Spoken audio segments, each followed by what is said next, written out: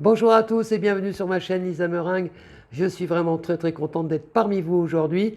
Et dans cette vidéo sur l'instinct de survie, je voulais vous parler quand même un petit peu de moi et de mon nouveau protocole que j'ai mis en place pour combattre le cancer. Donc voilà, sachez que j'ai demandé un scanner thoracique à mon médecin et puis un bilan sanguin.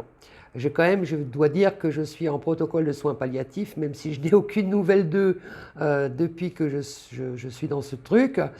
Donc depuis juillet, depuis le mois de juillet, on est le 7 novembre 2022, j'ai pas de nouvelles d'eux. Ça n'a pas l'air de trop les gêner. De toute façon, je suis censé aller vers le décès. Donc bon, pour eux, il n'y a pas certainement qu'il n'y a pas d'urgence, quoi, on va dire. Enfin, ce qui était très surprenant, c'est que il n'y aura rien au niveau examen. Donc, demandez à votre médecin traitant et exigez les choses pour savoir où vous en êtes. Ça, c'est le premier point. Deuxième point, tout ce que j'avais mis en place, pour moi, a super fonctionné. Hein, voilà, même si, dites oui, mais bon, la tumeur primaire a un petit peu augmenté, oui, effectivement. Mais il n'y a plus que celle-là à attaquer, puisque tout le reste fonctionne très bien. En tout cas, que je sache, je n'ai pas fait un scanner cérébral, hein, mais bon, dans l'immédiat, je ne vois pas la nécessité, je n'ai pas besoin. Mais en tout cas, voilà, tout ce que j'ai mis en place, pour moi, ça a fonctionné.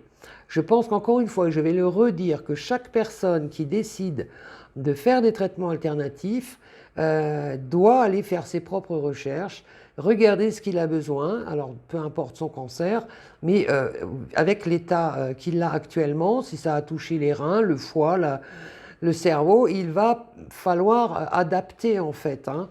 Donc il n'y a pas 36 solutions. Soit vous faites vos recherches comme je les ai faites, et croyez-moi que j'en ai fait beaucoup. D'ailleurs, je vais vous montrer parce que moi j'ai un petit carnet où je note absolument toutes mes recherches. Et encore ce matin, hein, je faisais encore des recherches sur ce que j'allais pouvoir mettre en place maintenant que je sais que ma tumeur primaire a augmenté. Donc, ni plus ni moins, faites-vous confiance. Quand vous savez que vous avez une première ligne de chimio, vous l'avez accepté, vous le faites. C'est un petit peu ce que tout le monde fait quand on est un peu dans la peur et puis dans l'urgence. On fait nos chimios, on fait une première ligne, on ne vous dit pas tout. On fait la deuxième ligne, et puis on vous dit que ça ne marche pas trop, et puis après on vous parle de troisième ligne, compassionnelle. À partir de là, votre radar doit se mettre en route. Quand on parle de ligne compassionnelle, ou de produits qui viennent de je ne sais où, comme moi pour les USA, où il n'y a aucun recul dessus, posez-vous la question dans quel état vous êtes à ce moment-là. Je ne parle pas d'un état mental, même si, mais surtout qu'est-ce que ces chimios ont provoqué chez vous avant d'avoir ces chimios et maintenant? C'est-à-dire quand vous voyez que vous dégradez, il y a peut-être des questions à se poser. Donc là, je vais être un peu cash. Il y a un moment donné, quand on vous dit on rentre dans le compassionnel, c'est que ce n'est pas bon pour vous. Ça veut dire que de toute façon, on vous voit déjà entre quatre planches. Donc, quitte à être dans les quatre planches, mon avis, il faut arrêter les chimios. Il faut arrêter cette toxicité, vous le voyez dans vos analyses de sang de toute façon et dans votre état général, et aller chercher ce qui peut remplacer les chimios, c'est-à-dire attaquer les cellules cancéreuses tout en gardant vos cellules saines, parce qu'on sait que les chimios attaquent aussi les cellules saines. Voilà, donc ça c'est très important. Secouez-vous, quoi. Ayez cet instinct de survie. C'est comme ça que je fonctionne. Alors, je vous remercie pour tous vos messages sur ma chaîne, sur mon Gmail. C'est très gentil à vous pour certains. D'autres, évidemment, ne sont pas très d'accord avec ce que je dis, mais peu importe. Vous n'êtes pas d'accord, en tout cas, c'est ma vie. C'est moi qui vois les choses comme elles sont aujourd'hui. Je peux vous dire que je fais bien. Je ne suis pas médecin. Je ne vais pas dire à donner des protocoles aux uns aux autres. Je donne mon témoignage. Je sais juste qu'à un moment, il va falloir que vous bougez un petit peu. Il ne faut pas rester comme ça. Donc j'ai fait des recherches, je me suis dit qu'est-ce que je peux faire de mieux aujourd'hui, on est au mois de novembre 2022, qu'est-ce que je vais pouvoir faire pour m'attaquer à cette cellule qui m'embête sérieusement d'ailleurs. Donc voilà, j'ai fait d'autres recherches, voilà, j'ai cherché. Donc vers le 15 octobre, j'ai eu les examens, j'ai mis un peu plus de 15 jours, j'avais une vidéo qui était toute prête que je devais vous envoyer, mais finalement, je ne l'ai pas fait parce que j'ai changé un petit peu ma manière de dire les choses. Je ne vais pas faire dans le détail non plus, il y en a marre, quoi. Il y a un moment donné, bougez-vous, soyez un peu acteur de votre santé et arrêtez qu'on vous dise que les chimios c'est tout et il n'y a que ça. Je regrette, voilà, moi j'ai pas d'action chez AstraZeneca ou chez Pfizer. Ils me garantissent pas en plus que c'est la guérison ou que ça va arrêter ou freiner effectivement, puisqu'on propose directement derrière encore et encore et encore. Donc il y a un moment donné, voilà, stop. Donc je vais être cash avec vous. Donc moi j'ai tout arrêté, je suis très content de l'avoir fait parce que depuis que j'ai arrêté mes chimios, je suis bien, je revis. Donc évidemment j'ai des difficultés respiratoires, c'est quelquefois compliqué, je ne vais pas pouvoir courir à 100 mètres, je ne vais pas pouvoir, voilà, je devais faire de la peinture sur les murs, mais bon, quelqu'un va le faire à ma place parce que je vais m'essouffler, voilà. Mais bon, pour le reste, voilà, je reste comme il faut. Donc j'avais fait des recherches, donc, pour en revenir à mon truc, et puis j'étais tombé il y a quelque temps, mais vraiment au tout début que je faisais mes recherches, et j'avais inscrit en rouge comme ça, quelque chose comme le graviola. Le graviola, bon voilà, je l'avais vu passer, etc. Mais comme ça parlait de gens qui avaient des cancers du côlon, qui avaient des cancers, cancer du sein, ça parlait pas du cancer du poumon. Donc je me suis pas trop arrêté là-dessus. Moi, je cherchais vraiment ce qui parlait du cancer pulmonaire ou cancer bronchique à petites cellules en plus, où là j'avais absolument rien trouvé là-dessus. Donc finalement, et donc j'étais tombé sur le graviola. Et je vais vous le lire parce que c'est plus compliqué à le faire comme ça. Donc le graviola est un tueur de cancer très puissant, efficace contre les cancers en général, les cancers du poumon entre autres. Le corosol en anglais éradique les cellules cancéreuses et 10 000 fois plus puissant que la chimiothérapie. Les ingrédients actifs n'ont pas pu être synthétisés. Ça, c'est quand même bien d'entendre ça. Les ingrédients actifs n'ont pas pu être synthétisés. Je vous en avais parlé dans d'autres vidéos de ce qu'on ne pouvait pas synthétiser et donc pas breveter. Donc les études ont été abandonnées et non publiées, sauf dans un rapport interne. Et c'est très fréquemment comme ça. Dans les rapports internes, ils vont vous dire ça marche super, mais comme on ne peut pas le synthétiser, on va abandonner, ça ne nous rapporte rien. Donc c'est un petit peu ce qu'il faut comprendre aussi dans tout ça, quoi. Donc ce que je voulais dire par rapport au graviola, c'est que moi ce que je prends actuellement, est peut-être un coût, ça quand même coûte quelque chose. Peut-être que tout le monde ne peut pas y accéder financièrement, mais comme je l'ai dit dans une autre vidéo, au lieu de vous faire offrir des fleurs ou des chocolats, demandez à ce qu'on vous offre soit des bouillons d'os, soit des champignons médicinaux, etc. Je vous ai dit en privé, vous pouvez me parler en privé, je vous donnerai le nom des champignons que je prends, etc. N'ayez pas peur de faire les choses, même pendant vos chimios, ça ne peut pas vous tuer. Pas pire qu'une chimio. Quand on vous dit de ne pas prendre des champignons, c'est un peu ridicule. Mais bon, ceci dit, voilà, c'est mon point de vue. Donc, sachez quand même que la nature regorge de ressources dingues, quoi. C'est dingue, quoi. La nature, franchement, vous avez un tas de choses sous la main, sauf que on n'en parle pas. Parce qu'on est feignant et qu'on dit bon ben voilà j'ai un aspirine, j'ai un paracétamol, j'ai une chimio, etc. On se laisse complètement porter par ça et on oublie, on est un oubli de soi. Alors là il faut être vraiment très acteur de sa santé. Donc ce que je vous propose moi c'est je vais vous le lire parce que c'est plus facile pour moi.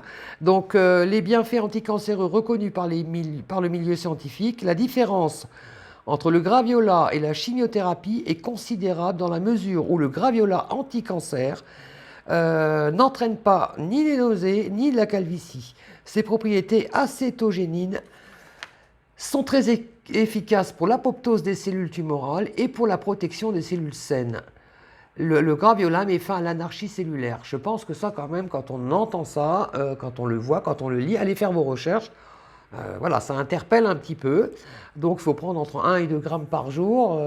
Graviola, moi, en feuilles, voilà, je vous le dis tout de suite, c'est les feuilles de graviola qui nous intéressent. Et je pourrais les faire en tisane. Sauf qu'une fois que les feuilles du graviola, si elles ne sont pas immédiatement mises comment dirais-je, en tisane, elle perd ses bienfaits. Donc l'idée, c'est effectivement d'aller se tourner vers des laboratoires qui vont les mettre en gélules et ensuite vous les avalez avec de l'eau. Moi j'en prends 6 par jour, pardon, 2 fois 3, et c'est bien plus simple comme ça. Donc je suis allé en chercher en Angleterre. Moi je ne veux pas de mélange. Quand on me dit c'est des feuilles de graviola, je ne veux pas aller chercher des feuilles où à l'intérieur il y a du curcuma ou du gingembre ou je ne sais quoi. Feuilles de graviola, c'est pas la peine d'aller chercher midi à 14 heures. Moi, je me concentre sur le bienfait de quelque chose. Donc voilà, moi, je veux pas trop de mélange parce qu'après, ben voilà, on vous dit, oh, bon, on a rajouté ceci, cela. Pour moi, c'est non. Faites ce que vous voulez, mais pour moi, c'est non. Donc, j'ai pris en Angleterre. Bon, peu importe, vous trouverez peut-être en France ou dans votre pays d'origine, je ne sais pas. Donc, oui, l'extrait de corosol ou de graviola est plus efficace que les composés synthétiques de la chimiothérapie. Quand même, ça interpelle.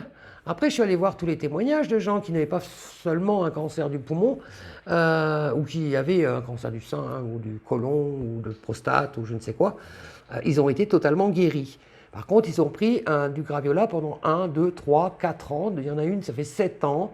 Bon, après, c'est de la prévention, hein, mais en tout cas, elle a complètement éradiqué son cancer. Je trouve ça juste exceptionnel. Ce que j'ai pris moi auparavant était déjà exceptionnel. Ça m'a permis de tenir le coup jusque-là. Peut-être que le graviola est à rajouter ou à prendre à part. Enfin, je ne sais pas. Chacun fera son petit chimiste. Je pense que c'est là que c'est important. En tout cas, c'est une thérapie naturelle. Hein, donc, moi, j'en reste à ça. Thérapie naturelle. J'ai arrêté le protocole chimiothérapique.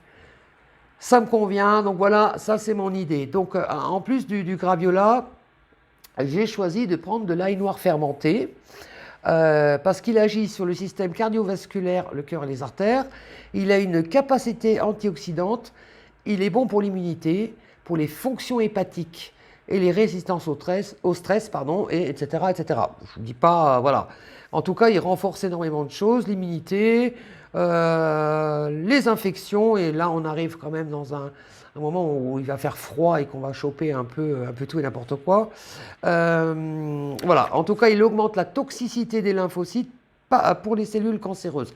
L'ail fermenté, c'est quand même très important puisque voilà, il va augmenter la toxicité des cellules cancéreuses. C'est tout ce qu'on veut quand on a un cancer, c'est que les cellules cancéreuses, on veut les attaquer complètement. C'est bien beau de dire je vais remonter votre immunité et puis l'immunité va faire que ça va tuer. Oui, d'accord, mais enfin nous, ce qu'on veut, c'est tout de suite aller zigouiller, zigouiller les tumeurs. Donc voilà. Très bien, pas grand-chose. Donc l'ail noir antioxydant, anti-allergique, antidiabétique, anti-inflammatoire, anti-carcinogène, antiviral. Je pense que ça, surtout maintenant qu'on va passer à l'hiver, c'est super bien. Donc pour ceux qui n'ont pas forcément les moyens, qui ne veulent pas aller ou qui ne veulent pas aller sur Internet acheter des trucs en Hongrie ou autre, allez chercher peut-être du corosol, la feuille de corosol, allez chercher de l'ail noir fermenté et uniquement ça, hein, pas avec 36 trucs dedans, et commencez par ça, prenez, que vous preniez des chimios ou pas d'ailleurs. Mais bon, dans l'idée, moi si je vous fais cette vidéo, c'est parce que j'ai arrêté mes chimios. Arrêtez de vous prendre la tête plus que ça, soyez serein avec ce que vous faites. Je pense que dans l'idée quand même, les gens doivent entendre que leur intuition leur dit que les chimios, ça ne peut plus faire. Vous voyez qu'on vous ment parce qu'on vous dit tout le temps oui mais non, attendez, on va essayer, vous inquiétez pas, j'ai encore une ligne. Voilà, moi j'ai perdu des gens autour de moi, hein. Je suis sur des réseaux, et les réseaux cancer du poumon entre autres, et je vois l'acharnement qui se passe, et puis les réponses qu'on me donne, donc je vais être cash. Les réponses que j'entends, c'est vive les chimios, c'est juste pas possible. Donc voilà, je vous laisse avec cette vidéo, j'espère qu'on se retrouvera la prochaine fois. Je vous embrasse bien fort et à bientôt.